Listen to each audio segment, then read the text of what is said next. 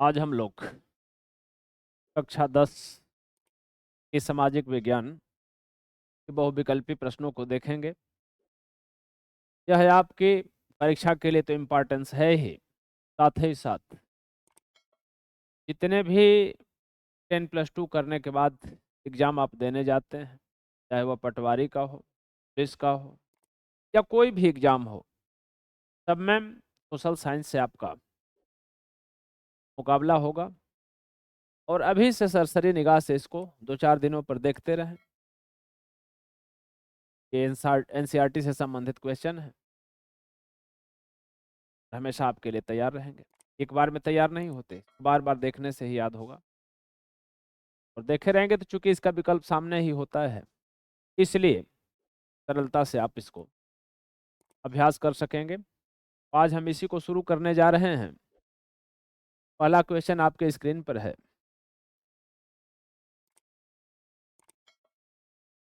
यहाँ देखेंगे, भारतीय राष्ट्रीय कांग्रेस की स्थापना कब हुई? विकल्प दिया है 1882 ईस्वी, 1885 ईस्वी, 1887 ईस्वी और 1880 ईस्वी।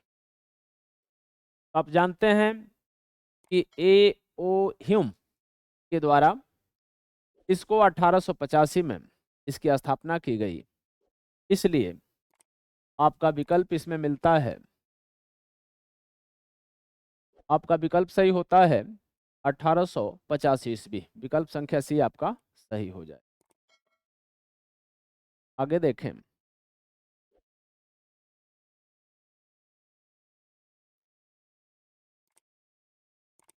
अगला है, आर्थिक महामंदी का प्रारंभ कब से हुआ? वर्ष 1928, 1929, 1930 या 1932? तो आप जानते हैं कि आर्थिक महामंदी का प्रारंभ 1929 में हुआ था, इसलिए विकल्प 20 सही हो जाएगा। आगे देखेंगे, तीसरा है कि यह किसका कथन है कि जब फ्रांस छींकता है तो बाकी यूरोप को सर्दी और जुकाम हो जाता है? बिस्मार्क का है, मेजनी मैथ्सनी का है, काबूर का है या मेटरनिक का है? यहाँ पर मेटरनिक है। तो आपके पास तीसरा क्वेश्चन में विकल्प सही हो जाएगा डी, मेटरनिक। चौथा दिया है कि जर्मनी के एकीकरण में मुख्य भूमिका किसकी थी? यूसेपे गैरिबाल्डी की थी, नेपोलियन बोनापार्ट की थी, ऑटो वान बिस्मार्क की थी कि विलियम प्रथम की थी? तो चौथा में आपका विकल्प सही हो जाएगा ऑटो वान बिस्मार्क। विकल्प संख्या सी आपका सही हो जाए।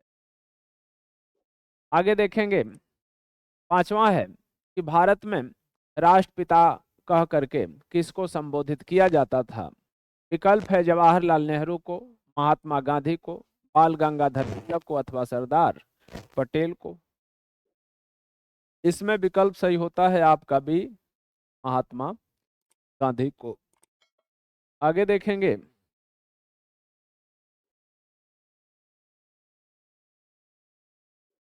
अगला विकल्प आपके पास दे रहा है छठा। छठा में आपके पास है कि बेल्जियम की सामुदायिक सरकार में निम्नलिखित में से किसके मध्य सत्ता की साझेदारी है? विभिन्न सामाजिक समूहों के मध्य, शासन के विभिन्न अंगों के मध्य, केंद्रीय और राज्य सरकारों के मध्य या राज्य सरकार एवं सामुदायिक सरकार के मध्य? तो आप जानते हैं कि विभिन्न सामाजिक समूहों के मध्य वहां पर साझेदारी की गई थी, इसलिए वहां का विकल्प सही हो जाएगा ए। सातवां देखेंगे, निम्नलिखित में से कौन सा संघ सूची का विषय है? व्यापार, शिक्षा, कृषि अथवा रक्षा?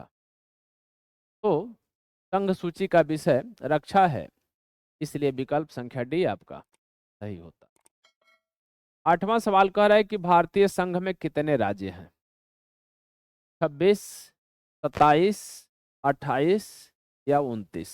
पहले जानते थे कि कश्मीर के केंद्र शासित में जाने से पहले इसकी संख्या 29 हुआ करती थी, लेकिन वर्तमान में ये कितने हैं? 28 हैं। इसलिए विकल्प संख्या सी सही होता है। 9वां कह रहा है कि यदि हम लैंगिक भेदभाव की बात करते हैं तो उसका अर्थ होता है कि समाज में स्त्री एवं पुरुष की असमानता, असमान भूमिका हो, स्त्री एवं पुरुष के मध्य जैविक भिन्नता हो, बालक एवं बालिकाओं की संख्या में असमानता हो, उपरोक्त में से कोई नहीं। तो आप जानते हैं कि लैंगिक भेदभाव का मतलब होता है कि समाज में स्त्री और पुरुष की असमान भूमिका। तो यहाँ पर 9वां का विकल्प संख्या ये सही हो जाएगा। 10वां क्वेश्चन है कि भारत में सबसे अधिक बोली जाने वाली भाषा कौन सी है? पंजाबी, कश्मीरी, हिंदी अथवा उर्दू। तो सबसे अधिक भारत में बोली जाने वाली भाषा हिंदी है। विकल्प संख्या सी आपका सही होता है। आगे आप देखेंगे क्वेश्चन नंबर 11 है आपके स्क्रीन पर। 11 में दिया जा रहा है कि निम्नलिखित में से कौन सा परंपरागत संसाधन है? परंपरागत का मतलब होता है जो सदियों से चला आ रहा है, और अपरंपरागत के अंतर्गत वे संसाधन होते हैं जिनको बार बार नया किया जा सकता है, जैसे पवन ऊर्जा है, जल ऊर्जा है। तो इस तरह से दीर्घ उत्तरी में आपके 4 क्वेश्चन बनेंगे कि 4 परंपरागत, अथवा पूछ लेगा कि 4 अपरंपरागत ऊर्जा स्रोत लिखिए, या ऐसे भी कह लेता है कि नवीकरणीय और अनवीकरणीय ऊर्जा स्रोत। तो नवीकरणीय माने जिसको नया नया किया जा सके, और अनवीकरणीय का मतलब परंपरागत ही होता है जो सदियों से चला आ रहा है। तो कह रहा है कि निम्नलिखित में से कौन परंपरागत संसाधन है?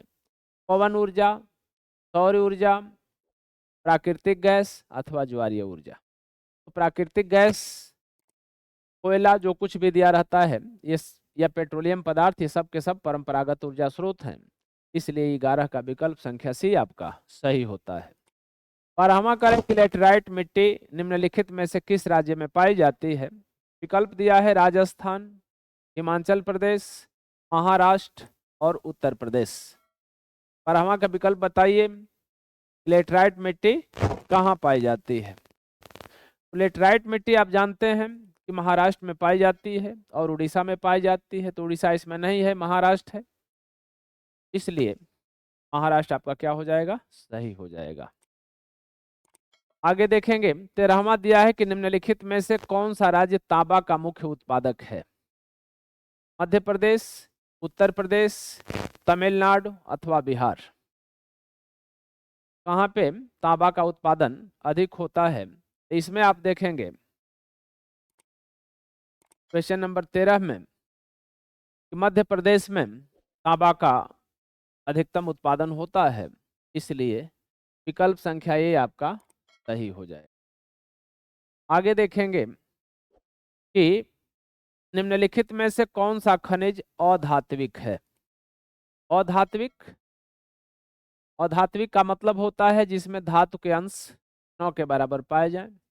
जस्ता धात्विक है, मैग्नीज धात्विक है, ऑक्साइड धात्विक है, लेकिन अभ्रक धात्विक नहीं है। 14 का आपका विकल्प सही हो जाएगा बी, अभ्रक वाला विकल्प आपका क्या हो जाएगा? सही हो जाएगा। अगला सवाल आपका पूछ रहा है कि निम्नलिखित में से कौन सा संसाधन अजैव है?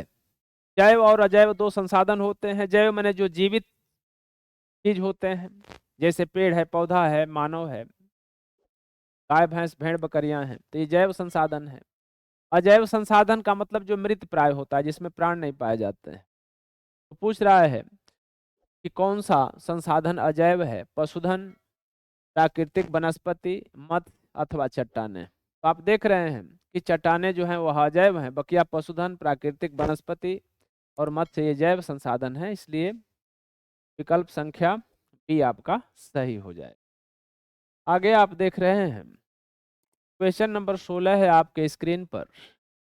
इसमें दे रहा है कि निम्नलिखित में से किस राज्य में अधिकतम साक्षरता दर पाई जाती है? तो अधिकतम साक्षरता दर कहाँ पाई जाती है? बिहार में, पश्चिम बंगाल में, केरल में अथवा मध्य प्रदेश में। तो आप जानते हैं कि केरल में साक्षरता दर सबसे अधिक है, इसलिए विकल्प संख्या सी आपका सही हो जाए। 17वां कह रहा है कि निम्नलिखित में से कौन सा व्यक्ति अर्थव्यवस्था के प्राथमिक क्षेत्र से संबंधित है। प्राथमिक क्षेत्र का मतलब होता है जो धरती से संबंधित हो, पृथ्वी से संबंधित, चाहे खेती बाड़ी हो, मछली पकड़ना हो या फिर खुदाई वगैरह करना है। ये सारे के सारे क्या होते हैं, ये प्राथमिक क्षेत्र में आते हैं। तो कह रहे हैं कि प्राथमिक क्षेत्र से संबंधित है, मछुआरा है, शिक्षक है, व्यापारी है या डाकिया है। मछुआरा इसके अंतर्गत आते हैं, अगर कृषक रहता तो भी सही होता। मछुआरा प्राथमिक क्षेत्र में आते हैं, इसलिए ए वाला विकल्प सही हो जाएगा। 18वां क्वेश्चन दे रहा है कि सूचना का अधिकार अधिनियम कब लागू किया गया। 2005 में, 2010 में, 1999 में अथवा 2001 में। तो यह 2005 में लागू हुआ, इसलिए 18 का क्वेश्चन विकल्प संख्या ये सही होता है। 19 नंबर क्वेश्चन कर रहा है कि उपभोक्ता को न्याय पाने के लिए कहाँ जाना चाहिए। पुलिस स्टेशन पर जाना चाहिए, सिविल न्यायालय में जाना चाहिए, उपयुक्त उपभोक्ता केंद्र पर जाना चाहिए या जिला अधिकारी जिला मजिस्ट्रेट के पास जाना चाहिए। तो आप जान रहे हैं कि जिला स्तर पर उपभोक्ता फोरम बनाया गया है, जिसमें इसको हम शुद्ध रूप में उपयुक्त उपभोक्ता केंद्र कहते हैं। वहां पर जा करके और उपभोक्ता अपना क्या कर सकता है, अपनी सुनवाई करा सकता है और उसको न्याय मिलेगी, चाहे उसके साथ ठगी की जाती हो अथवा कुछ भी हो, तो यहाँ से आप उससे न्याय पाएंगे। इसलिए विकल्प संख्या सी आपका सही होता। निम्नलिखित में से कौन सा व्यक्ति असंगठित क्षेत्र के अंतर्गत आता है। कृषि मजदूर, बैंक का मैनेजर, राजपत्रित अधिकारी अथवा सैनिक। ये देख रहे हैं कि बैंक का मैनेजर, सैनिक और राजपत्रित अधिकारी जो हैं ये संगठित क्षेत्र से आते हैं। केवल कृषि मजदूर ऐसे हैं जो असंगठित क्षेत्र से आते हैं, इसलिए 20 का विकल्प ए आपका सही होता है। आगे आप देख रहे हैं क्वेश्चन नंबर 21 शुरू हो रहा है। इसमें दिया गया है विकल्प में कि फ्रांस की क्रांति कब प्रारंभ हुई। 1779, 1789, 1780 या 1799। तो फ्रांस की क्रांति कब प्रारंभ हुई। तो फ्रांस की क्रांति देख रहे हैं, फ्रांस की क्रांति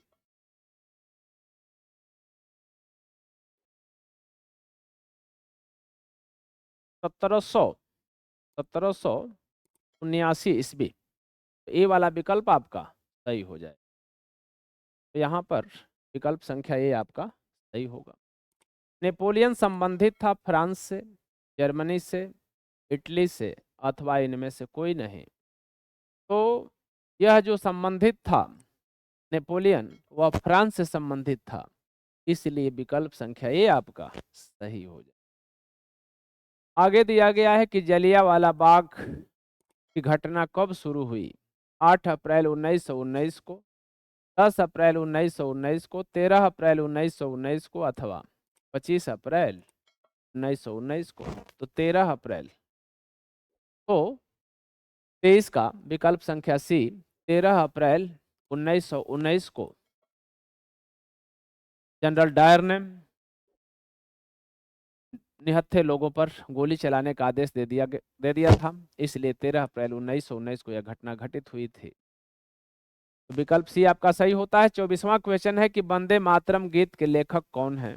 बंकिम चंद्र चटर्जी, रविंद्रनाथ टैगोर, शरद चंद्र चटर्जी अथवा अवनींद्र नाथ टैगोर। तो वंदे मातरम गीत बंकिम चंद्र चटर्जी के द्वारा रचा गया था, इसलिए 24 का विकल्प संख्या ए आपका सही होता है। यहाँ पर सही हो जाएगा बंकिम चंद्र चटर्जी। यही पूछ देता कि राष्ट्रगान के रचनाकार का नाम लिखिए, तो हो जाता रविंद्रनाथ टैगोर। आगे देखेंगे क्वेश्चन नंबर 25 है आपके सामने। इसमें कह रहा है कि अंतरराष्ट्रीय मुद्रा कोष, जिसको संक्षेप में IMF कहते हैं, इसकी स्थापना कब हुई थी। 1940 में, 1942 में, 1945 में अथवा 1944 में। इसका विकल्प बताइए। तो अंतर्राष्ट्रीय मुद्रा कोष की स्थापना 1945 में हुई थी, इसलिए विकल्प संख्या सी आपका सही होता। 26वां क्वेश्चन है, भारत में कितने संघ राज्य क्षेत्र हैं? संघ राज्य क्षेत्र का मतलब होता है केंद्र शासित प्रदेश। तो इनकी संख्या 8 हो गई है। इनकी संख्या वर्तमान में 8 है, इसलिए विकल्प संख्या सी आपका सही होता। 27 नंबर क्वेश्चन है कि संघीय शासन प्रणाली में शक्तियों का विभाजन होता है केंद्र एवं राज्यों के मध्य, एक राज्य एवं अन्य राज्यों के मध्य, विधायिका एवं कार्यपालिका के मध्य अथवा विधायिका एवं न्यायपालिका के मध्य। तो यह केंद्र और राज्यों के बीच संघीय शासन प्रणाली के शक्तियों का विभाजन होता है, इसलिए विकल्प संख्या ए आपका सही हो जाएगा। 28 नंबर क्वेश्चन है कि वियना की संधि कब हुई थी? 1814, 1864 है ये, 1815 अथवा 1817 में। 28 नंबर क्वेश्चन आपका हो जाएगा 1815 में हुआ था वियना की संधि, इसलिए विकल्प संख्या आपका बी सही होता है। भारत में पंचायती राज की स्थापना कब हुई? 1980 में, 1992 में, 1990 में अथवा 1900 अथवा 2004 में। तो आपका विकल्प संख्या हो जाता है सी सही। 1992 में भारत में पंचायती राज की स्थापना हुई थी। 30वां क्वेश्चन कह रहा है कि निम्नलिखित में से क्या भारतीय लोकतंत्र के सम्मुख चुनौतियां हैं? भारतीय लोकतंत्र में कौन कौन सी चुनौतियां हैं उसके विषय में बताना है आपको। विकल्प दिया गया है क्षेत्रीय असंतुलन के क्षेत्र में, सामाजिक तनाव व हिंसा, दल बदल अथवा ये सभी। 30वां वाले विकल्प में आप देखेंगे इसमें कौन सा सही है। तो आप देखेंगे कि कभी दल बदल कानून लागू होता है, कभी अदला बदली हो जाती है और इस तरह से सरकार गिरा दिया जाता है। क्षेत्रीय असंतुलन हो जाया करता है, सामाजिक तनाव और हिंसा के कारण भी उथल पुथल मच जाता है, अतः विकल्प संख्या डी आपका सही हो जाए। 31 में देख रहे हैं कि लौह अयस्क किस प्रकार का संसाधन है? नवीकरण योग्य है, प्रवाह है और नवीकरणीय योग्य है अथवा जैव संसाधन है। तो लौह अयस्क किस प्रकार का संसाधन है? तो आप जान रहे हैं कि यह नया नया तो किया नहीं जा सकता। जितना भंडार जैसे कोयला है, लोहा है, निश्चित रूप से जितना भंडार है उसको निकाल लेंगे, खाली हो जाएगा तो इसको बनने में लंबा समय लग जाता है। तो नवीकरणीय योग्य नहीं है, बल्कि यह क्या है? अनवीकरणीय संसाधन है, इसलिए विकल्प संख्या डी आपका सही हो जाएगा। लौह अयस्क अनवीकरणीय संसाधन है। 32 क्वेश्चन कह रहा है कि निम्नलिखित में से किस राज्य में काली मृदा मुख्य रूप से पाई जाती है? जम्मू और कश्मीर में, राजस्थान में, महाराष्ट्र में अथवा झारखंड में। तो आप जानते हैं कि महाराष्ट्र गुजरात साइड में यह मिट्टी अधिक पाई जाती है, काली मिट्टी, जो कपास की खेती के लिए उपयुक्त मानी जाती है। तो 32 का विकल्प 88 आपका सही हो जाएगा। 35 क्वेश्चन दिया गया है कि निम्नलिखित में से कौन सी एक फलीदार फसल है? दालें हैं, मोटे अनाज हैं, ज्वार है अथवा चावल है। कह रहा है कि फलीदार फसलों में कौन आता है? फलीदार फसलें दालों की होती हैं, इसलिए विकल्प संख्या ए आपका सही हो जाए। 34 नंबर क्वेश्चन कर रहा है कि मोनोजाइट रेत में निम्नलिखित में से कौन सा खनिज पाया जाता है? खनिज तेल पाया जाता है, यूरेनियम पाया जाता है, थोरियम होता है अथवा कोयला होता है। तो आप देखते हैं कि मोनोजाइट्स की रेत में थोरियम पाया जाता है बहुतायत से, इसलिए 34 का विकल्प संख्या सी सही होता है। आगे देखेंगे क्वेश्चन नंबर 35 है आपके स्क्रीन पर। इसमें कह रहा है कि निम्नलिखित में से कौन सा शब्द दो या अधिक देशों के व्यापार को दर्शाता है? आंतरिक व्यापार, बाह्य व्यापार, अंतर्राष्ट्रीय व्यापार, स्थानीय व्यापार। तो आप देख रहे हैं कि दो कह रहा है कि दो या अधिक देशों के व्यापार को दर्शाता है। जब देश के अंदर होगा तो वह आंतरिक व्यापार कहलाएगा, और जब दो या दो से अधिक देशों के बीच व्यापार होता है तो उसको आंतरिक व्यापार कहते हैं। का विकल्प संख्या 35 का विकल्प संख्या सी आपका सही हो जाए।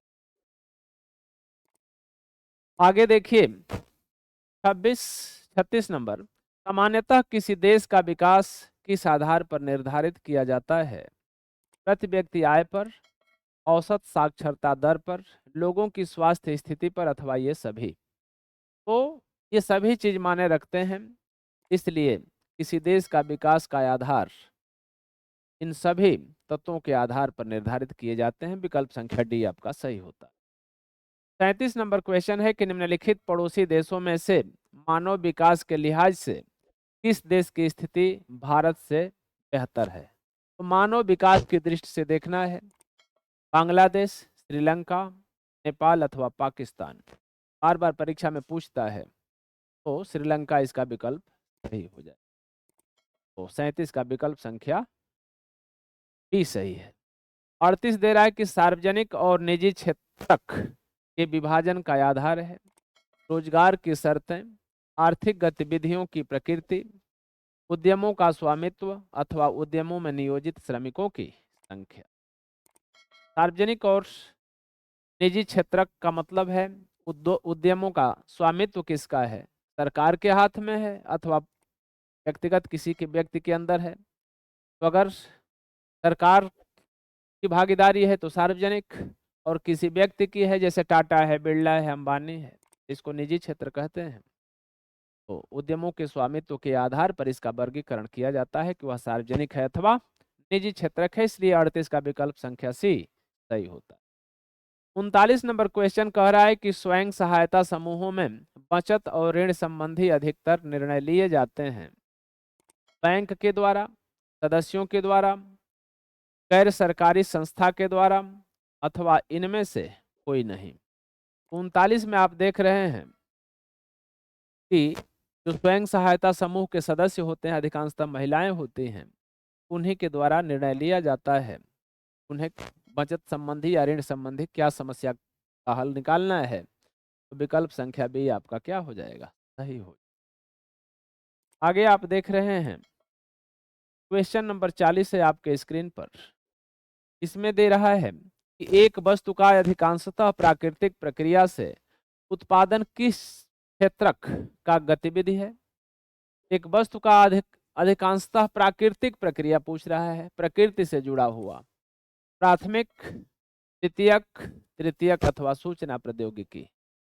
तो प्राथमिक अभी बताए थे कि कृषि से संबंधित या धरती से संबंधित जितने भी प्रक्रिया होती है या उत्पादन होता है उसको प्राकृतिक प्रक्रिया के अंतर्गत लेते हैं। तो प्राथमिक व्यवसाय इसमें आते हैं, चाहे मछली पकड़ लीजिए, लकड़ी बुनना, या फिर खेती से संबंधित जो भी काम होता है, ये सारे के सारे प्राथमिक के अंतर्गत आते हैं। इसलिए 40 का विकल्प संख्या ए आपका सही होता है। 41 नंबर क्वेश्चन है कि फ्रांस की क्रांति कब हुई थी? 1848 में, 1874 में, 1615 में, अथवा 1789 में।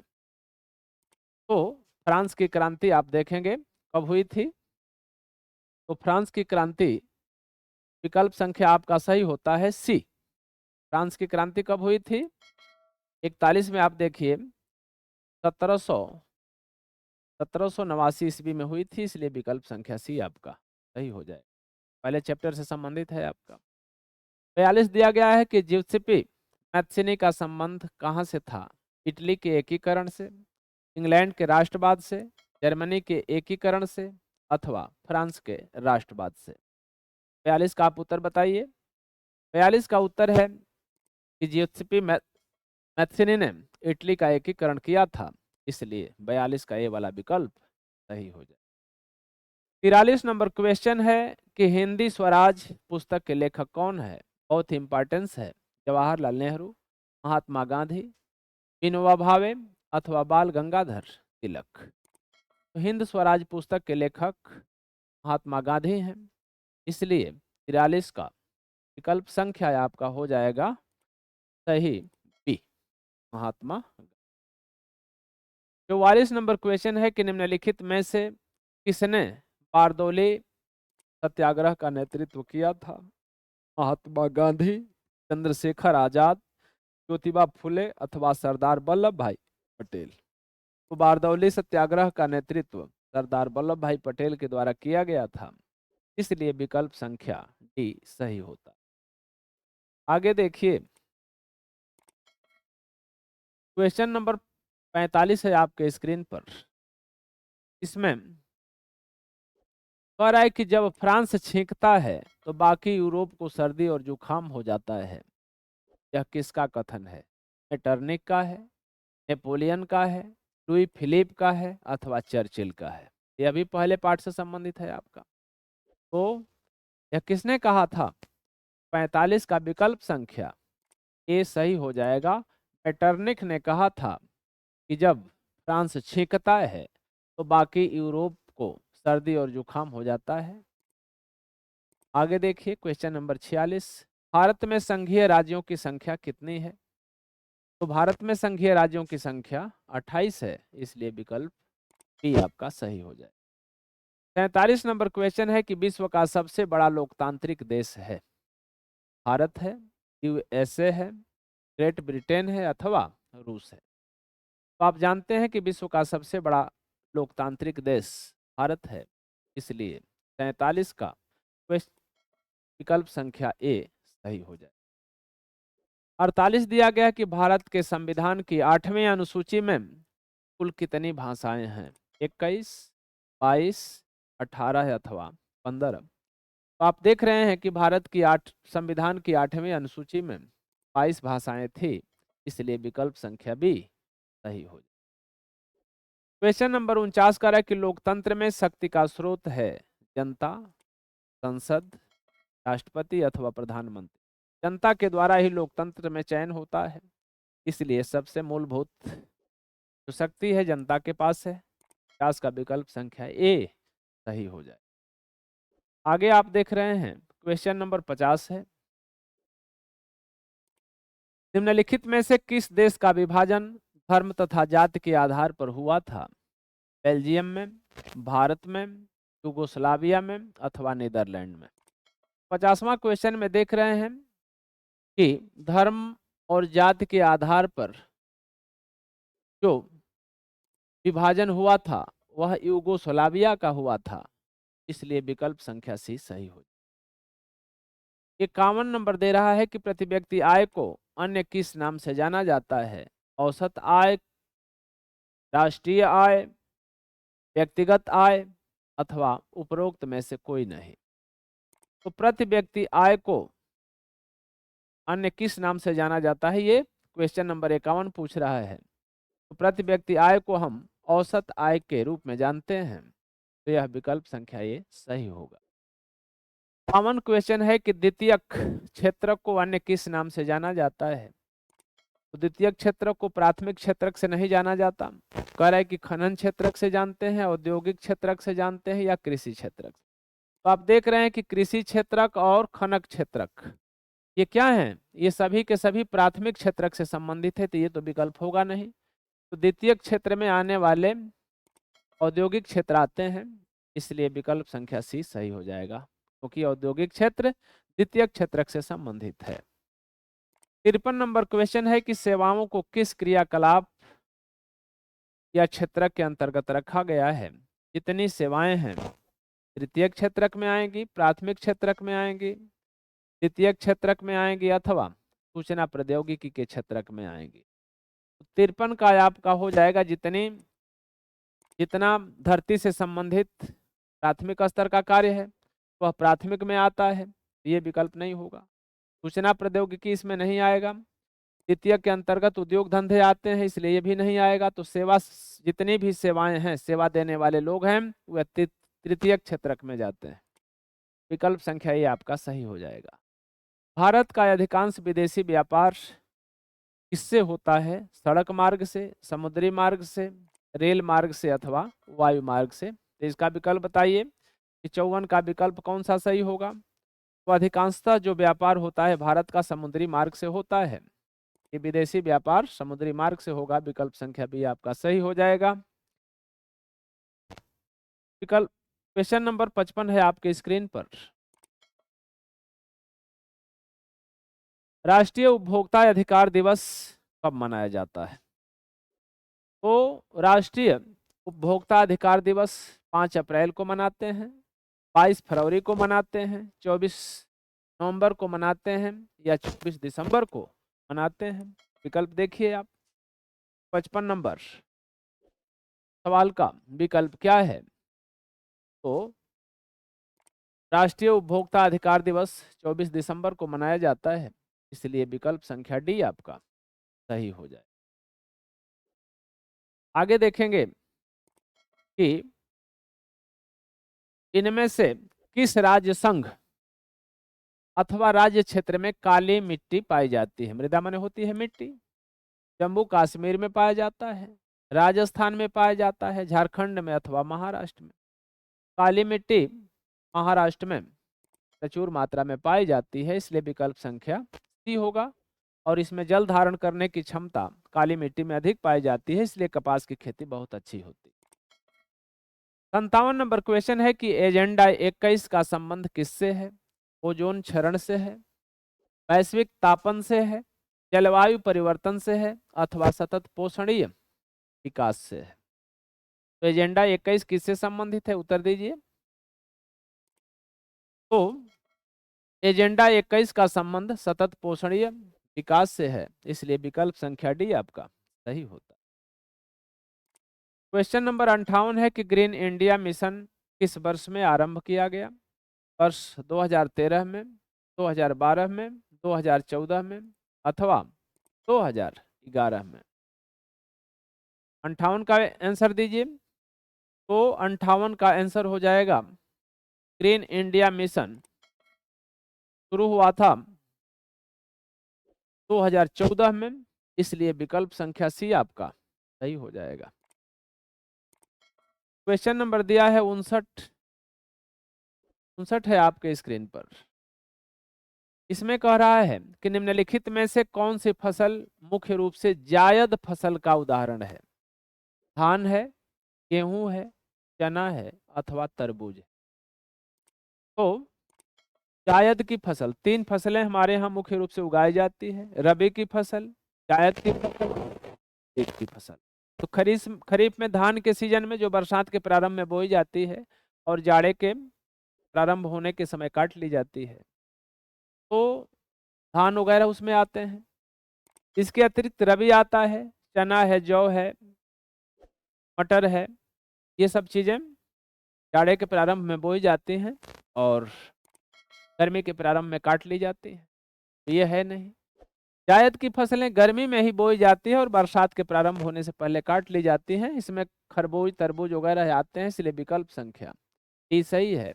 इस बार बिहार वाले में पूछा था इस सवाल को, सुपर टेट का पेपर आया था। आगे देखेंगे, आग्नेय चट्टानों में पाया जाने वाला खनिज है, फास्फेट है, नमक है, ग्रेफाइट है अथवा जस्ता है। तो आग्नेय चट्टानों में कौन सा खनिज पाया जाता है? इसका आंसर दें। तो आग्नेय चट्टानों में जस्ता पाया जाता है। जस्ता विकल्प संख्या सी में दिया है, इसलिए आग्नेय चट्टानों में जस्ता पाया जाता है। विकल्प संख्या सी सही हो जाए। 61 नंबर क्वेश्चन है आपके पास कि निरंकुशवाद का तात्पर्य क्या है? निरंकुश का मतलब जिस पर कोई अंकुश न हो, अपना मन की सरकार।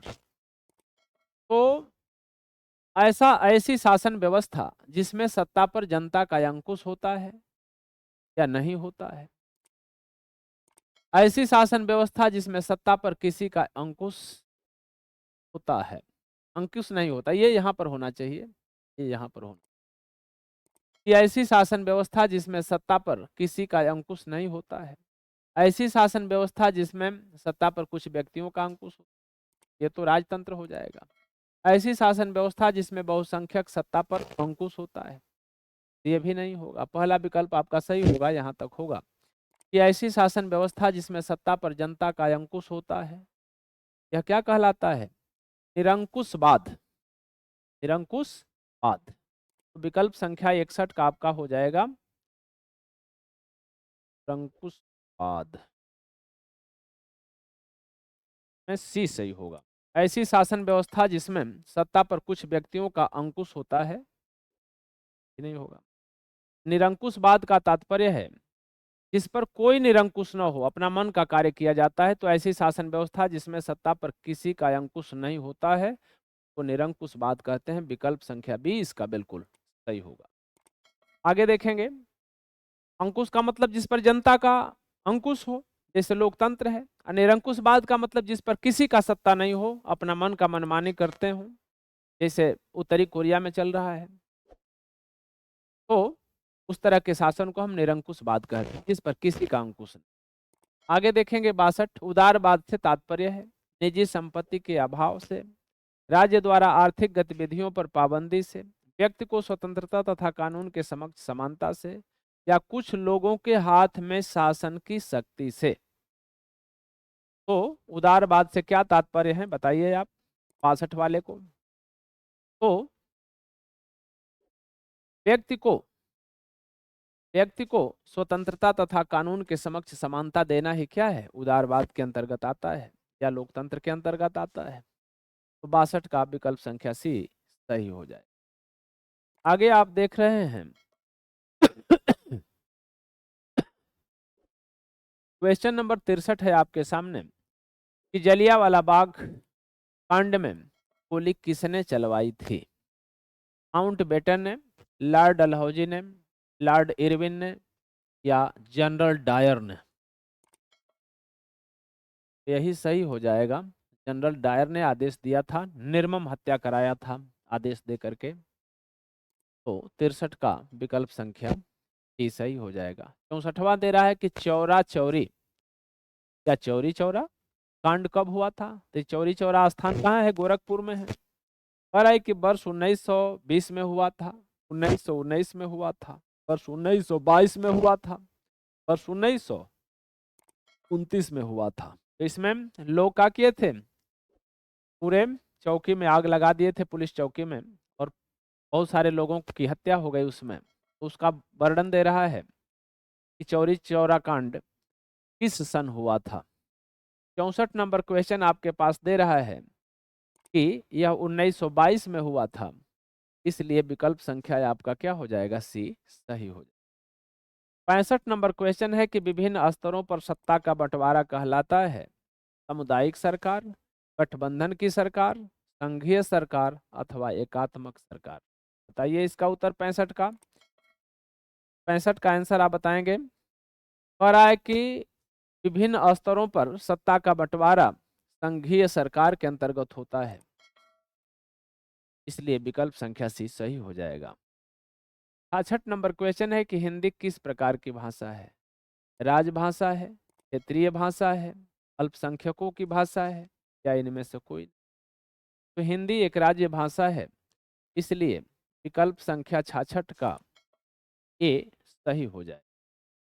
आगे देखेंगे 67 नंबर क्वेश्चन कर रहा है कि संविधान के माध्यम से महिलाओं का प्रतिनिधित्व सुनिश्चित किया गया है। किसमें, स्थानीय निकायों में, लोकसभा में, राज्यसभा में, या प्रांतीय विधायिका में। तो स्थानीय निकाय जो हैं, तो ग्राम पंचायत स्तर के होते हैं, उस पर इसका स्थानीय निकायों में महिलाओं की भागीदारी सुनिश्चित की गई है, जबकि अभी राज्यसभा में और लोकसभा में ऐसा नहीं है, निर्धारित नहीं है। तो 67 का विकल्प संख्या ये सही हो जाए। 68 है आपके सामने। 68 नंबर क्वेश्चन में कह रहा है कि नेपाल में राजतंत्र की समाप्ति हुई 1990 में, 2008 में, या वर्ष 2014 में, या 2015 में। 68 का आप उत्तर बताएं। तो नेपाल में राजतंत्र की समाप्ति आकर के 2008 में हुई थी, इसलिए विकल्प संख्या सी सही है। भारत में केंद्र शासित प्रदेशों की संख्या कितनी है, 6 है, 7 है, 8 है अथवा 9 है। पहले 7 थी, लेकिन इस समय बढ़ करके कितनी हो गई है, 8 हो गई है। विकल्प संख्या 69 का आपका सही हो जाएगा, सी वाला विकल्प। 70 दे रहा है कि हरा सोना निम्नलिखित में से किसे कहा जाता है?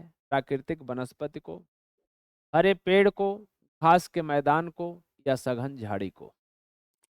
तो तुलसी के वृक्ष को भी प्राकृतिक वनस्पति के अंतर्गत ही आता है।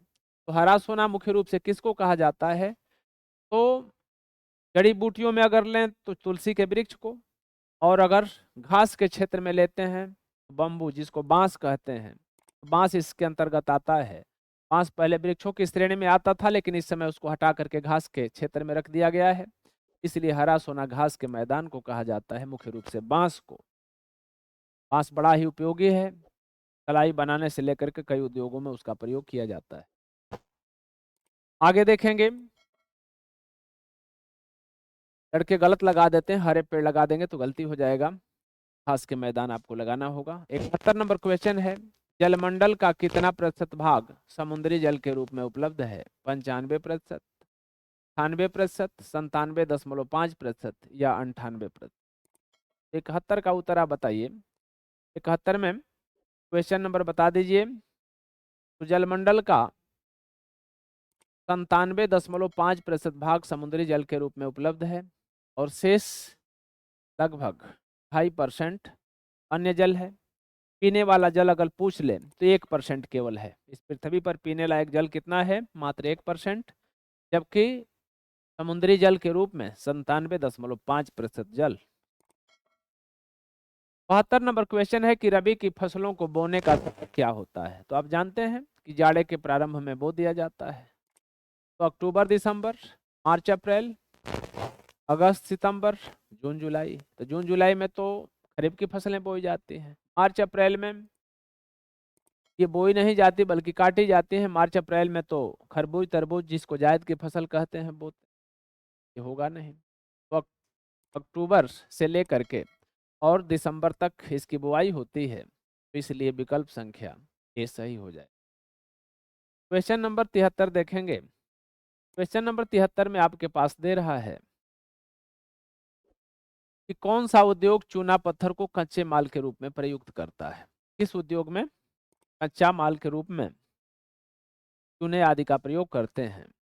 एल्यूमिनियम बनाने में, सीमेंट बनाने में, चीनी में अथवा पटसन उद्योग में? तो सीमेंट बनाने में चूना पत्थर का बहुतायत में प्रयोग किया जाता है, इसलिए विकल्प संख्या 20 है। 74 नंबर क्वेश्चन है कि निम्नलिखित में से कौन सा आधारभूत उद्योग है? कागज उद्योग, चीनी उद्योग, लौह इस्पात उद्योग अथवा एल्युमिनियम उद्योग? तो आप जानते हैं कि आधारभूत उद्योग उसको कहते हैं जिस पर लगभग दुनिया की अधिकांश चीजें टिकी हुई हैं, उसके बिना कार्य नहीं चल सकता है, इसलिए आधारभूत उद्योग के अंतर्गत 74 में आपका सही हो जाएगा लौह इस्पात उद्योग। विकल्प संख्या सी आपका सही हो जाएगा, क्योंकि अधिकांशतः मशीनें, कल पुर्जे या फिर दुनिया की रीढ़ अगर कहा जाए तो लोहा ही है। आगे देखेंगे 75 नंबर क्वेश्चन की सूचना का अधिकार अधिनियम कब पारित हुआ था? कभी कभी तो सन पूछ लेता है और कभी कभी महीना भी पूछ लेता है, तो उसमें परेशानी हो जाती है। आप याद रखेंगे कि अक्टूबर 2005 में, मार्च 2005 में, जनवरी 2006 में या फरवरी 2005 में?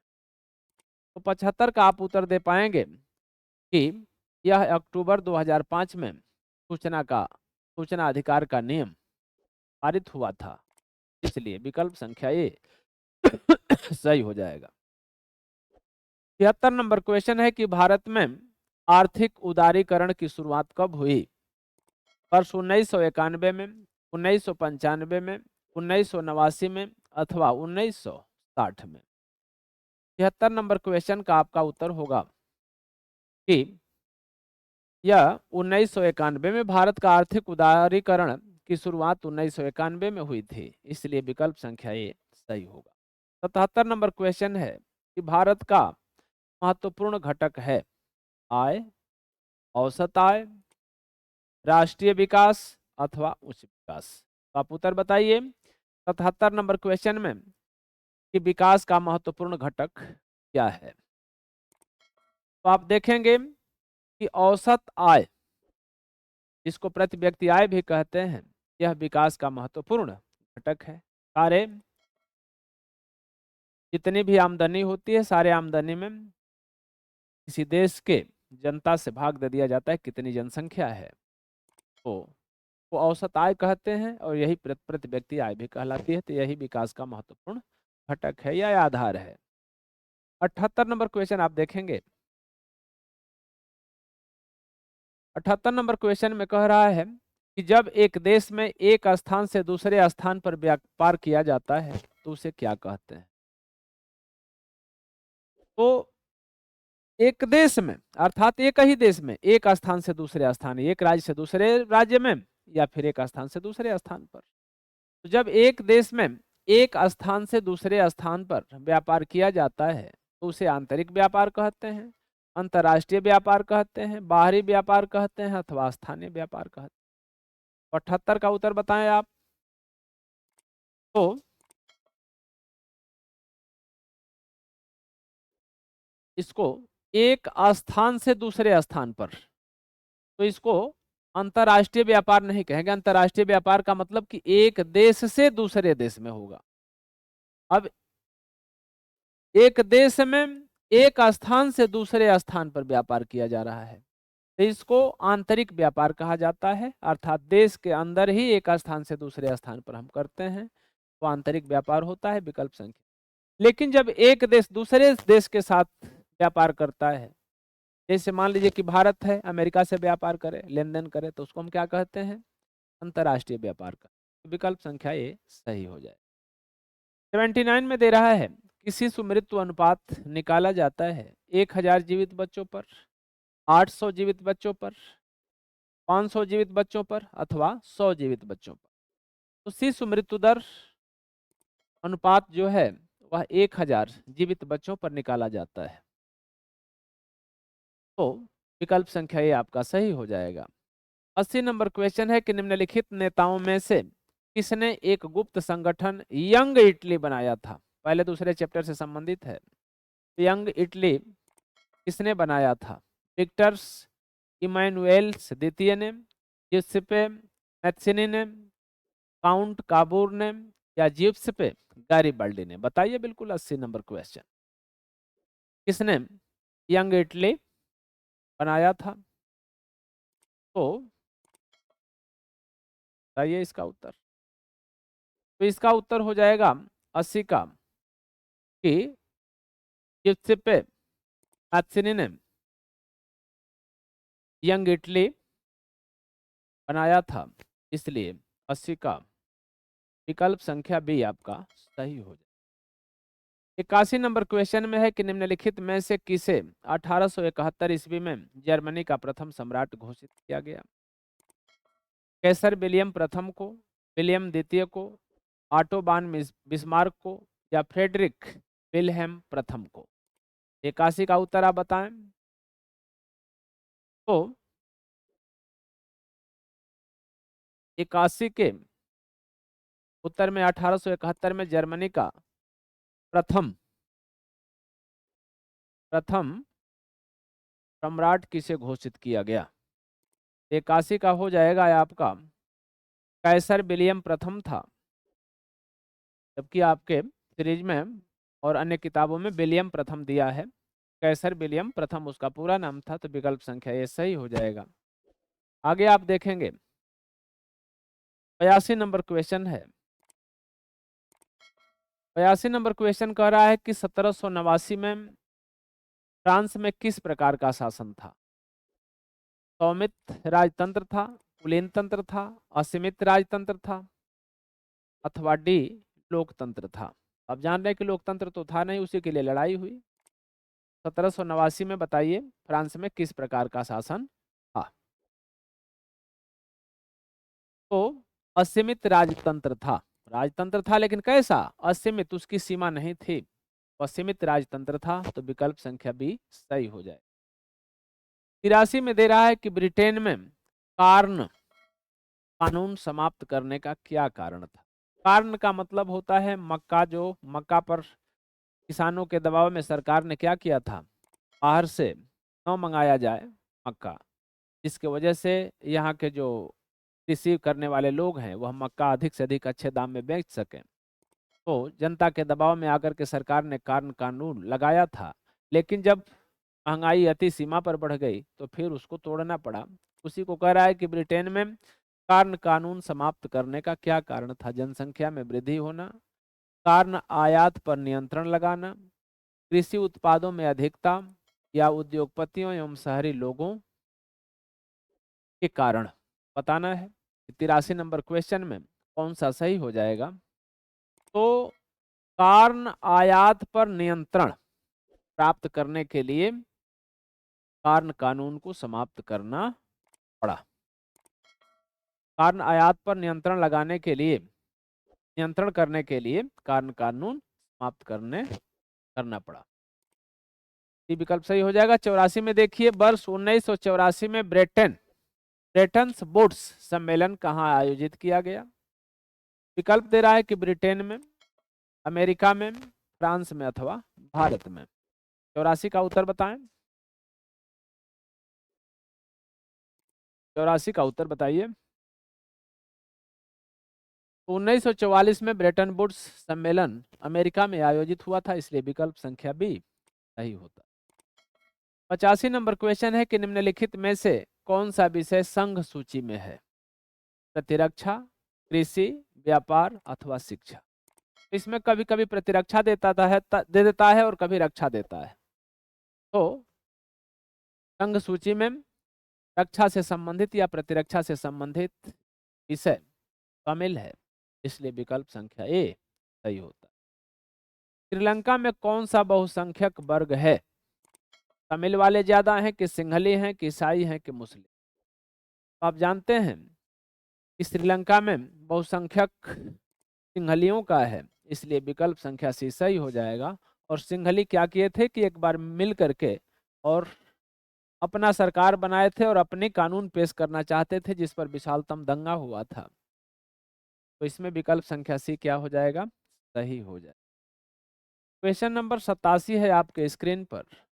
इसमें दे रहा है कि निम्नलिखित देशों में कहां संघात्मक शासन नहीं है? भारत में, बेल्जियम में, संयुक्त राज्य अमेरिका में अथवा श्रीलंका में। उत्तर बताइए 87 का। तो भारत में, संयुक्त राज्य अमेरिका में और श्रीलंका में तो संघात्मक शासन है, लेकिन बेल्जियम में नहीं है, इसलिए विकल्प संख्या बी आपका सही हो। 88 नंबर क्वेश्चन है कि महात्मा गांधी का विचार था कि धर्म को कभी भी राजनीति से अलग नहीं किया जा सकता है। धर्म का राजनीति से कोई संबंध नहीं है। धर्म और राजनीति अलग अलग हैं। उपरोक्त में से कोई। महात्मा गांधी का विचार था कि धर्म को कभी भी राजनीति से अलग नहीं किया जा सकता है, इसलिए विकल्प संख्या ए। 89 में दे रहा है कि निम्नलिखित में से कौन सा लोकतंत्र से संबंधित है? पारदर्शी शासन, वैध शासन, उत्तरदायी शासन अथवा ये सभी। 89 में आप देखिए, 89 नंबर क्वेश्चन में लोकतंत्र से संबंधित है कि पारदर्शी शासन भी होना चाहिए, वैध शासन होना चाहिए और उत्तरदायी भी शासन होना चाहिए, इसलिए तीनों सही होगा। और इस स्थिति में विकल्प संख्या डी आपका सही हो। 90 नंबर क्वेश्चन है कि निम्नलिखित में से किस राज्य में सीढ़ीदार या सोपानी कृषि की जाती है? तो जहां पर पर्वतीय इलाका ज्यादा होगा वहीं पर सीढ़ीदार खेती होती है। मेढ़े बांध करके और छोटी छोटी क्यारियां बना करके खेती की जाती है। तो हरियाणा में, पंजाब में, उत्तराखंड में अथवा उत्तर प्रदेश में। ये तीन जगह तो नहीं होती है, लेकिन उत्तराखंड में पहाड़ी इलाका ज्यादा पड़ता है, इसलिए उत्तराखंड में सीढ़ीदार कृषि की जाती है। क्वेश्चन नंबर आपके पास है 91 नंबर। 91 में आपका दिया हुआ है कि निम्नलिखित में से कौन सी रबी की फसल है? चावल, चना, मोटे अनाज अथवा कपास। ये बार बार परीक्षा में पूछता है। तो चना जो है वह रबी की फसल है, इसलिए विकल्प संख्या सी सही। कभी कभी काला चना दे देता है, कभी कभी लाल चना दे देता है, तो बच्चे आगे पीछे परेशान हो जाते हैं। सब चना ही है, इसलिए चना उसका क्या हो जाएगा? विकल्प हो जाएगा। 92 नंबर क्वेश्चन दे रहा है कि मोनोजाइट्स रेत में निम्नलिखित में से कौन सा खनिज पाया जाता है? मोनोजाइट की रेत में थोरियम पाया जाता है, और विकल्प जबकि आपका खनिज तेल, यूरेनियम, कोयला दिया हुआ है, लेकिन थोरियम मोनोजाइट में पाया जाता है, तो विकल्प संख्या सी सही हो जाए। 93 नंबर क्वेश्चन है कि निम्नलिखित में से कौन सा उद्योग चूना पत्थर को कच्चे माल के रूप में प्रयुक्त करता है? ये बार बार क्वेश्चन आता है। कह रहे कि प्लास्टिक उद्योग में, मोटर गाड़ी उद्योग में, एल्युमिनियम में अथवा सीमेंट में। तो सीमेंट में चूना पत्थर का प्रयोग होता है, इसलिए विकल्प संख्या सी सही होगा। 94 नंबर क्वेश्चन है कि निम्नलिखित पड़ोसी देशों में मानव विकास के लिहाज से किस देश की स्थिति भारत से बेहतर है? पाकिस्तान, श्रीलंका, बांग्लादेश और नेपाल। तो बच्चे बार बार क्या करते हैं, बांग्लादेश को लगाते हैं, लेकिन यह गलत है। श्रीलंका जो है वह मानव विकास की दृष्टि से अग्रणी है, इसलिए विकल्प संख्या सी सही हो जाएगा। 85 नंबर क्वेश्चन दे रहा, 95 नंबर क्वेश्चन आपके स्क्रीन पर दे रहा है कि निम्नलिखित में से कौन सा खनिज धात्विक है अर्थात धातु उसमें पाई जाती है? अभ्रक है, कोयला है, चूना पत्थर है अथवा लौह अयस्क है? इनमें पॉइंट में या बिल्कुल ही कम परसेंटेज में पाया जाता है धातु, ये अधातुओं के अंतर्गत आते हैं, जबकि लौह अयस्क जो है यह धात्विक खनिज में आता है, इसलिए विकल्प संख्या सी आपका सही होगा। 98 में दे रहा है कि एक वस्तु का अधिकांशतः प्राकृतिक प्रक्रिया से उत्पादन में सम्मिलित है। तो प्राकृतिक प्रक्रिया माने बिल्कुल धरती से संबंधित। तो प्रारंभिक क्षेत्रक, द्वितीयक क्षेत्रक, तृतीयक क्षेत्रक अथवा सूचना प्रौद्योगिकी क्षेत्रक, ये बार बार प्रश्न पूछता है। तो ज्यों प्रकृति का नाम लेगा या धरती का, पृथ्वी का नाम लेगा, तुरंत प्रारंभिक क्षेत्रक हो जाएगा, तो विकल्प संख्या ये सही हो जाएगा। क्योंकि तृतीयक में सेवाएं आती हैं, द्वितीयक में उद्योग धंधा आता है, सूचना प्रौद्योगिकी अलग चीज है, इसलिए प्रारंभिक क्षेत्रक इसका सही हो जाए। 97 में दे रहा है कि एंथ्रासाइट का संबंध निम्नलिखित में से किस खनिज से है? लौह अयस्क, बॉक्साइट्स, कोयला और सोना। तो आप जानते हैं कि एंथ्रासाइट्स A1 क्वालिटी का जो कोयला होता है उसको एंथ्रासाइट कहते हैं। दूसरे नंबर पर होता है बिटुमिनस। तो एंथ्रासाइट किसकी किस्म है? तो कोयला के उत्तम किस्म का कोयले को हम एंथ्रासाइट कहते हैं। आगे देखेंगे 98 नंबर क्वेश्चन है कि निम्नलिखित में से किस वर्ष बांग्लादेश ग्रामीण बैंक की स्थापना की गई? कह रहा है कि किस वर्ष में बांग्लादेश में ग्रामीण बैंक की स्थापना की गई? तो 1960, 1980, 1970 अथवा 1950। किस वर्ष बांग्लादेश में ग्रामीण बैंक की स्थापना की गई, बताइए आप। 98 नंबर क्वेश्चन है। 98 नंबर क्वेश्चन का उत्तर बताइए। तो वर्ष 1970 में, वर्ष 1970 में स्थापना की गई थी, इसलिए विकल्प संख्या सी आपका क्या होगा, सही हो जाए। 99 नंबर क्वेश्चन है कि सार्वजनिक और निजी क्षेत्रों का वर्गीकरण निम्नलिखित में से किस आधार पर किया जाता है? सार्वजनिक माने सरकारी, निजी माने प्राइवेट, किसी व्यक्ति का हो। रोजगार की शर्तों के आधार पर, आर्थिक गति की प्रकृति पर, उद्यमों के स्वामित्व पर अथवा उद्यम में नियोजित श्रमिकों की संख्या पर। श्रमिक तो दोनों में लगते हैं। उद्यमों के स्वामित्व पर, स्वामित्व का मतलब होता है उसका मालिक कौन है, सरकार है अथवा प्राइवेट है, तो उसके आधार पर। क्वेश्चन नंबर 100 है आपके स्क्रीन पर, में दे रहा है कि निम्नलिखित में से कौन सा 1804 ईस्वी के नेपोलियंस कोड में नहीं जोड़ा गया था? जन्म से प्राप्त विशेषाधिकार, सामंती व्यवस्था का अंत, संपत्ति का अधिकार अथवा कानून के समक्ष समानता। 100 नंबर क्वेश्चन का उत्तर बताएं आप। तो 1804 ईस्वी में नेपोलियन कोड में नहीं जोड़ा गया था जन्म से प्राप्त विशेषाधिकार, इसलिए 100 का विकल्प संख्या ए आपका सही हो जाए। 101 नंबर क्वेश्चन है कि फ्रांस की क्रांति कब हुई थी? 1689 में, 1789 में, 1769 में या 1889 में? सर बताइए, फ्रांस की क्रांति कब हुई थी? पहले चैप्टर से संबंधित है फ्रांस की क्रांति।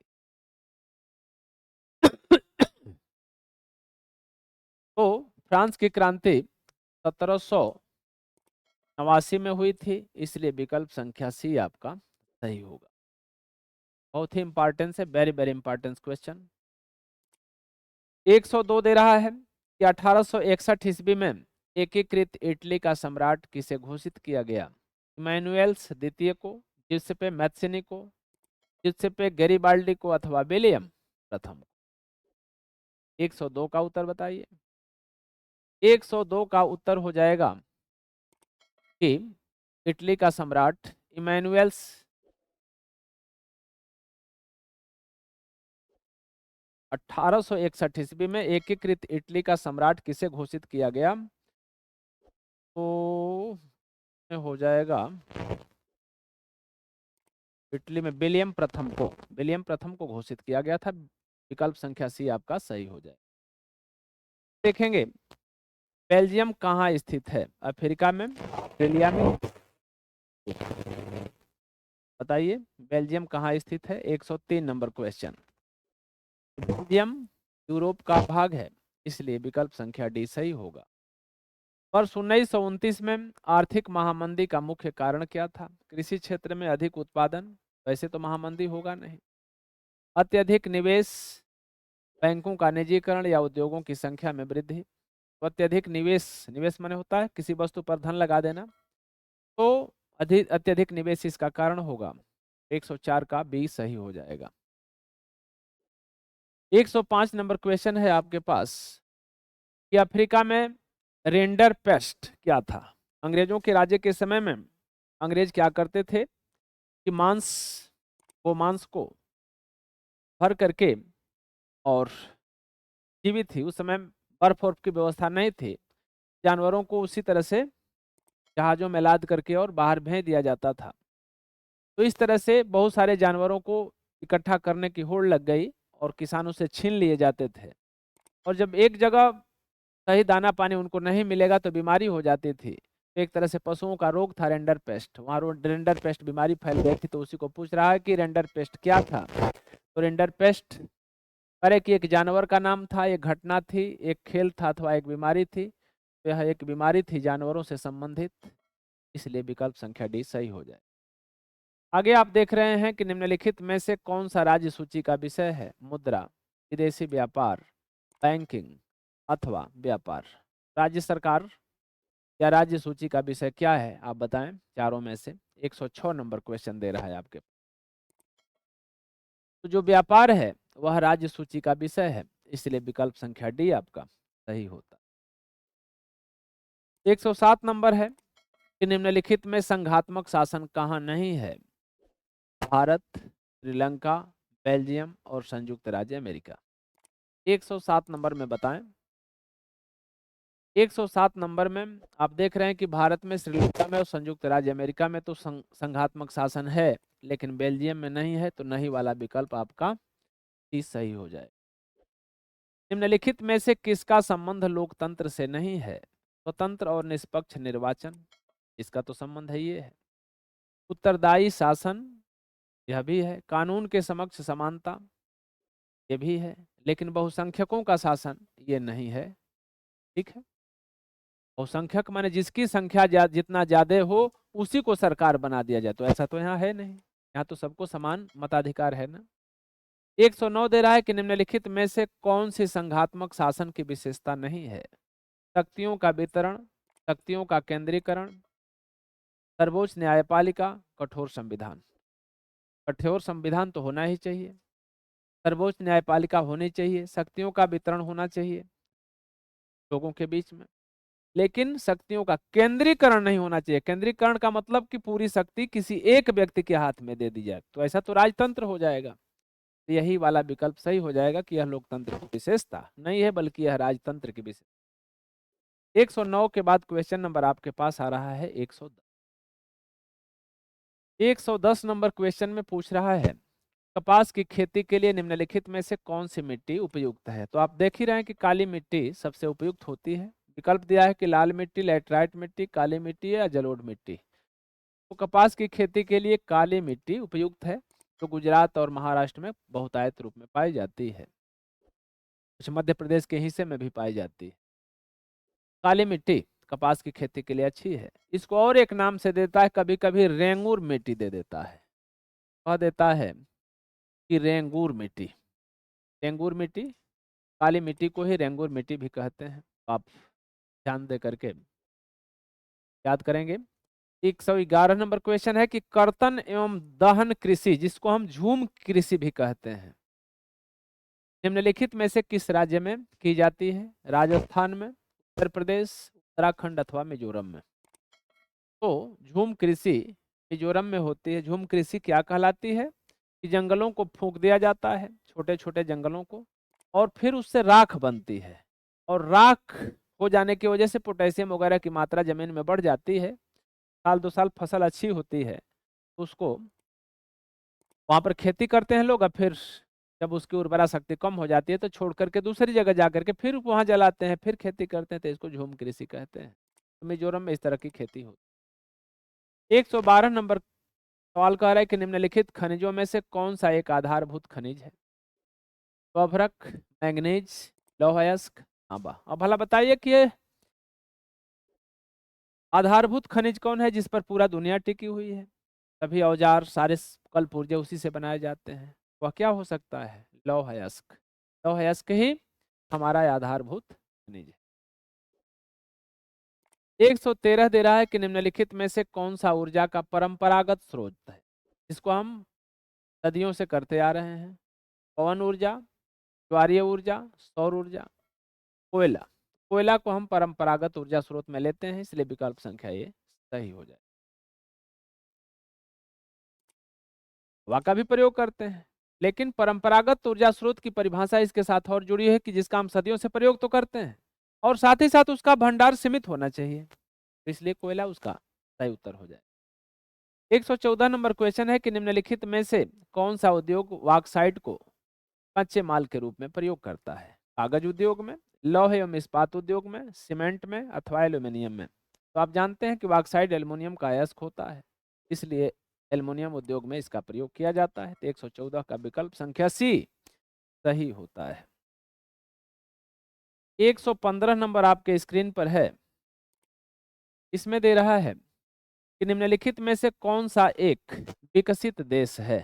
भारत विकसित है, ब्राजील है, फ्रांस है अथवा बांग्लादेश है। तो आप देख रहे हैं कि बांग्लादेश, ब्राजील और भारत ये विकासशील हैं, जबकि फ्रांस क्या है? विकसित देश है। इसलिए तीनों इसमें से गलत हो जाएंगे और फ्रांस ही क्या हो जाएगा? सही हो जाएगा।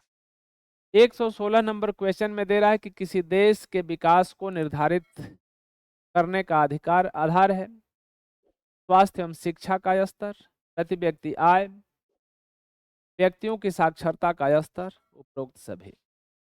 सबसे अच्छा अगर विकल्प पूछता तो प्रति व्यक्ति आय होता, लेकिन कह रहा है कि और विकल्प दे करके दे रहा है कि उपरोक्त सभी, तो बिल्कुल सभी का। साक्षरता का भी उसमें हाथ है, स्वास्थ्य और शिक्षा का भी है, और प्रति व्यक्ति आय का है, इसलिए विकल्प संख्या डी आपका सही हो जाए। 117 नंबर क्वेश्चन में दे रहा है कि निम्नलिखित में से कौन सा ग्रामीण क्षेत्र के विकास का लक्ष्य है? नियमित कार्य, उपज की उचित कीमत, बेहतर मजदूरी या उपरोक्त सभी।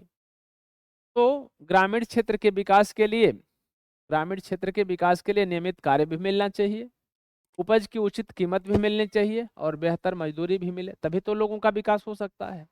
उपरोक्त सही, डी वाला विकल्प सही हो जाएगा। 118 नंबर क्वेश्चन कर है कि निम्नलिखित में से किसको कृषि एवं सहायक क्षेत्रक भी कहा जाता है? प्रारंभिक क्षेत्र को, द्वितीय क्षेत्र को, तृतीय क्षेत्र को अथवा चतुर्थ क्षेत्र को। तो प्रारंभिक क्षेत्र को या प्राथमिक क्षेत्र को हम कृषि या सहायक क्षेत्र के नाम से भी जानते। विकल्प संख्या ये सही हो जाए। क्वेश्चन नंबर 119 आपके स्क्रीन पर दिखाई दे रहा है। में क्वेश्चन कर रहा है कि निम्नलिखित में से किस वर्ष में उपभोक्ता सुरक्षा अधिनियम पारित किया गया? 1976 में, 1996 में, 1986 में अथवा वर्ष 1962 में। तो आप जानते हैं कि उपभोक्ता सुरक्षा अधिनियम कानून पास हुई 1986 में। 119 का विकल्प संख्या सी सही हो जाएगा 1986 में। आगे देखेंगे 120 है कि ऑटो वान बिस्मार्क का संबंध किस देश से था? ब्रिटेन से था, फ्रांस से था, जर्मनी से था अथवा इटली से था? 120 का उत्तर बताइए, आपके विषय से संबंधित है। तो 120 नंबर क्वेश्चंस, ऑटोबान बिस्मार्क का संबंध जर्मनी से था, इसलिए विकल्प संख्या बी आपका क्या होगा? सही हो। 121 नंबर क्वेश्चन है कि नेपोलियन बोनापार्ट का की पराजय कब हुई? नहीं, 1814 में, 1815 में, 1816 में अथवा 1817 में? नेपोलियन बोनापार्ट जो 1804 में शासक बना, 1815 में इसकी क्या हो जाती है? पराजय हो जाती है। आगे देखेंगे 122 नंबर क्वेश्चन है कि निम्नलिखित में से कौन सा संघीय सूची का विषय है? व्यापार, कृषि, शिक्षा और रक्षा। तो संघीय सूची का विषय के लिए इंपॉर्टेंस है, बार बार पूछता है। तो रक्षा जो होता है या प्रतिरक्षा कभी कभी करके देता है, यह संघीय सूची का विषय है। 123 नंबर क्वेश्चन है कि ब्रेटन वुड्स नामक संस्था निम्नलिखित में से कहाँ स्थित है? अफ्रीका में है, यूरोप में है, अमेरिका में है अथवा इनमें से कोई नहीं? बताइए, ब्रेटन वुड्स नामक संस्था कहाँ पर स्थित है? तो ब्रेटन वुड्स नामक संस्था बहुत ही प्रसिद्ध संस्था है जो अमेरिका में स्थापित है। आगे देखेंगे क्वेश्चन नंबर 124 दिया है। 124 में क्वेश्चन दे रहा है कि स्वराज्य मेरा जन्मसिद्ध अधिकार है और मैं इसे लेकर ही रहूंगा। यह किसका कथन है? किसने नारा दिया था कि स्वराज्य मेरा जन्मसिद्ध अधिकार है और मैं इसे लेकर ही रहूंगा? दे रहा है विकल्प गोपाल कृष्ण गोखले, बाल गंगाधर तिलक, जवाहरलाल नेहरू अथवा महात्मा गांधी। तो बाल गंगाधर तिलक ने कहा था कि स्वराज्य मेरा जन्म सिद्ध अधिकार है और मैं इसे लेकर ही रहूंगा, इसलिए विकल्प संख्या बी सही होता। 125 नंबर क्वेश्चन है कि भारत में मताधिकार की आयु क्या है? 21 वर्ष, 18 वर्ष, 20 वर्ष अथवा 25 वर्ष? तो पहले भारत में मताधिकार की जो उम्र थी वह 21 वर्ष की थी, लेकिन वर्तमान में यह 18 वर्ष निर्धारित है। तो विकल्प संख्या डी आपका, विकल्प संख्या ये बी होना चाहिए। विकल्प संख्या बी आपका क्या हो जाएगा? सही हो जाएगा।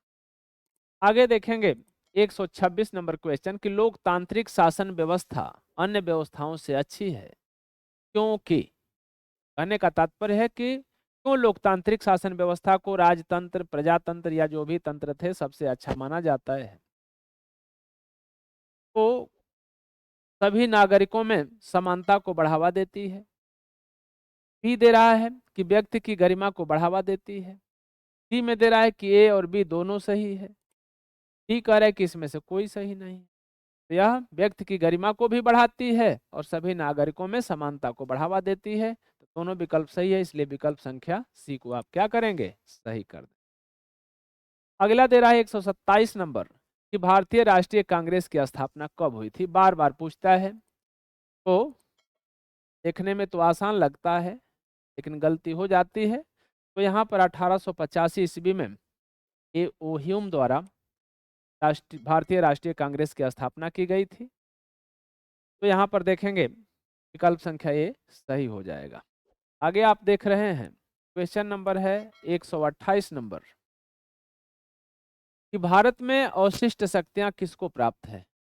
राज्य को, संघ को अथवा ए और बी दोनों को या इनमें से कोई नहीं?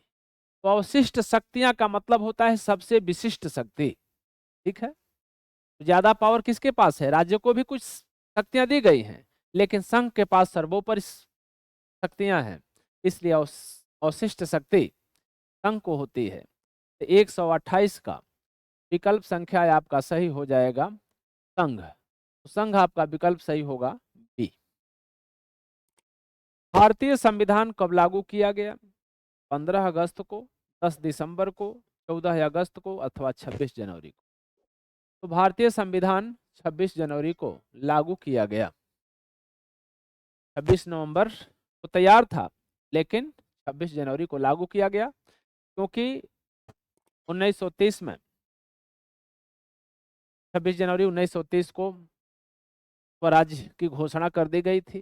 कहीं वह स्वतंत्रता का घोषणा का दिन कहीं भूल न जाए, विस्मृत न हो जाए, इसलिए संविधान को 26 जनवरी को गणतंत्र दिवस के रूप में मनाया गया और तभी से यह लागू हुआ 26 जनवरी 1950 को।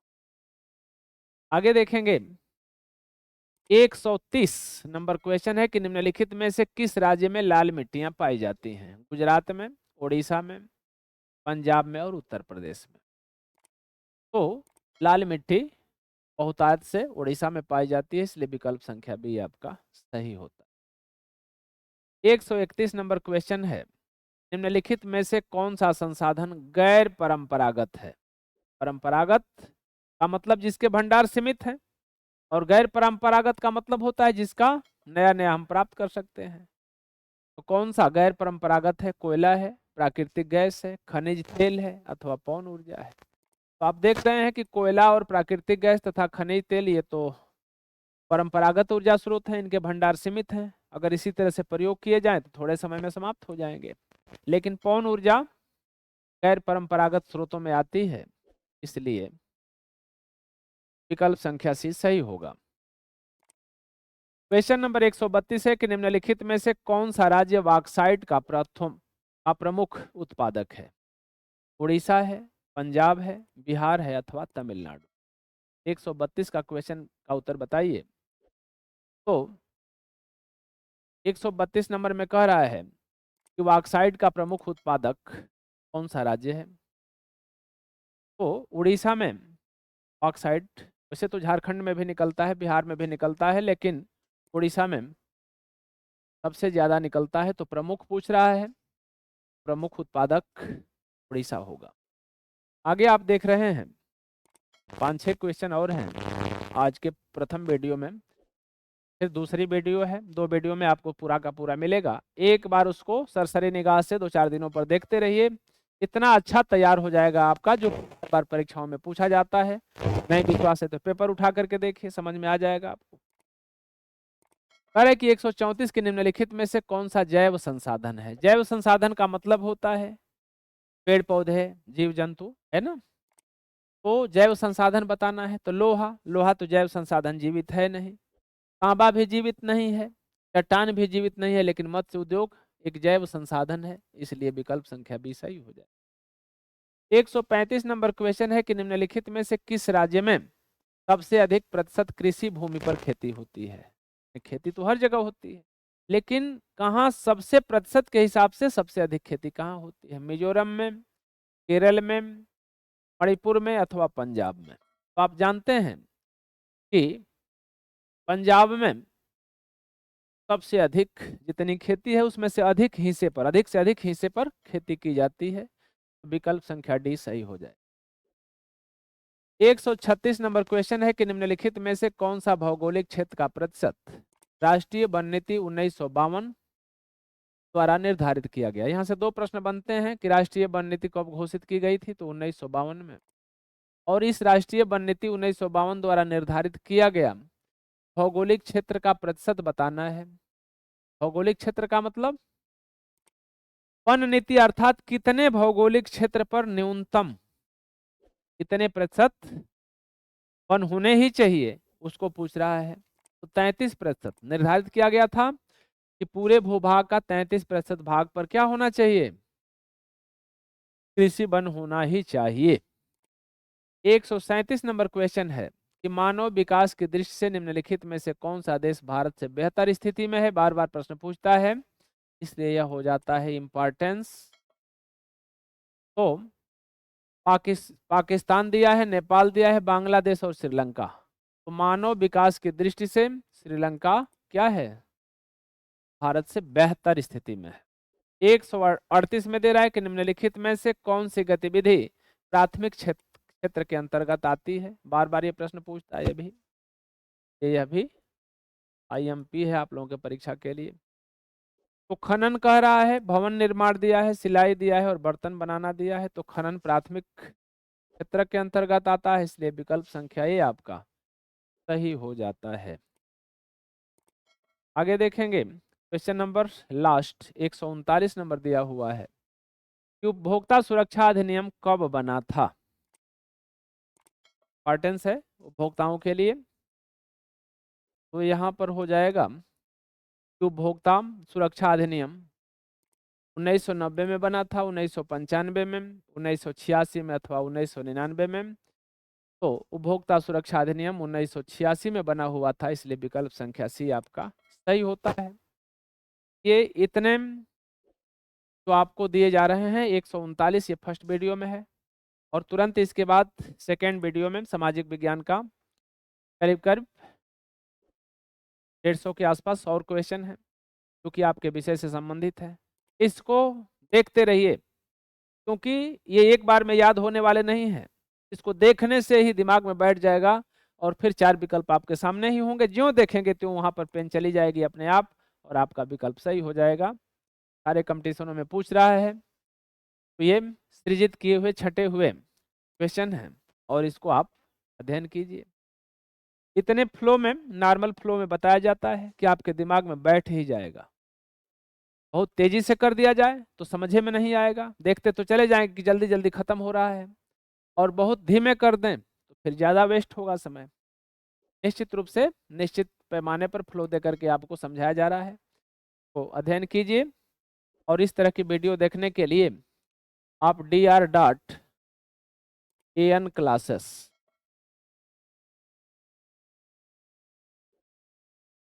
क्लासेस को सब्सक्राइब कीजिए और बेल आइकन को प्रेस कर दीजिए, जिससे इस तरह की वीडियो आपके पास जाती रहे। और लाइक कर देंगे तो हमेशा इस तरह की वीडियो आपको मिलती रहेंगी, चाहे वो हिंदी हो, अंग्रेजी हो, गणित हो, विज्ञान हो, संस्कृत हो, सामाजिक विज्ञान हो, हाई स्कूल, इंटर, बीए, सब आपको मिलेगा और निःशुल्क मिलेगा। इस तरह से आपका आज के सेशन में बहुत बहुत स्वागत है। धन्यवाद।